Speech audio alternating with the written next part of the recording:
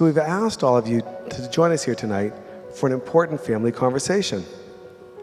A conversation about the future of B'nai Torah. A conversation about all the things we have done and continue to do.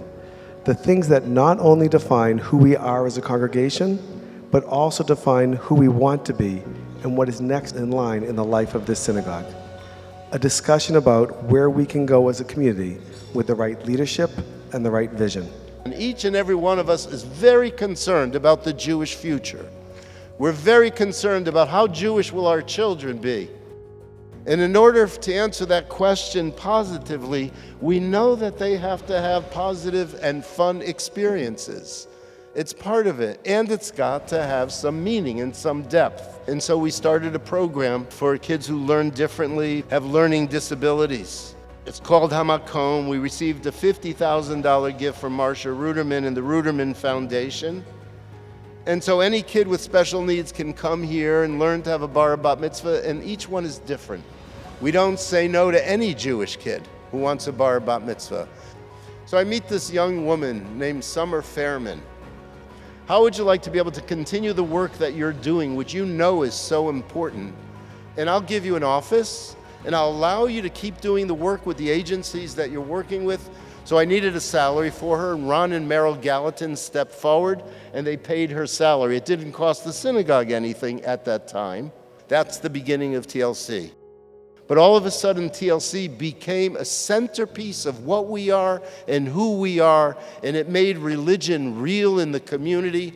I don't know how many of you know Harvey Miller. Harvey's a really bright guy who loves Jewish life. I said, Harvey, I need someone on staff who will be the director of pastoral care. And he said, well, what will that cost me? I said, well, it's just probably a part-time job. It'll cost you $35,000 a year. And he said, no problem. And he wrote that check. It made a big difference. Well, Harvey's no longer with us. We still need that kind of support, by the way.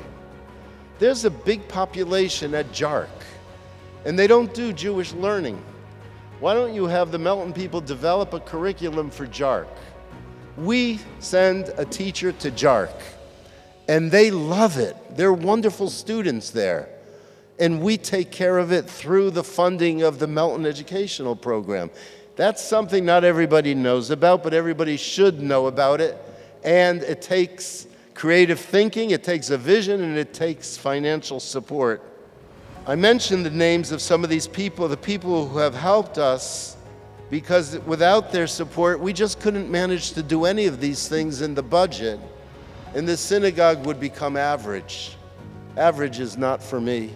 Average is not for you. Average is not acceptable. We have to be outstanding, and we've become outstanding, and we have to sustain outstanding. No organization, no institution gives you the returns on your investment like B'nai Torah. The pride, the joy, the excitement, the thrills, the meaning, the purpose. There is nothing like B'nai Torah. To start the Secure the Legacy campaign is I'm going to do $1 million match. For the first $1 million that come in, by the end of this year, 2025, we, Ida and myself, are going to match that first $1 million, and that money is going to go to some of those programs the rabbi talked about, like Young Families Engagement, all the social groups that bring them in together, for the education the rabbi talked about. We are going to put that money towards those programs, those projects at the synagogue that are going to remember our glorious past and ensure that glorious future for all of us. So I thank you all. Please join us. Please follow us. Please give. I promise you, if you invest, you will get so much more in return.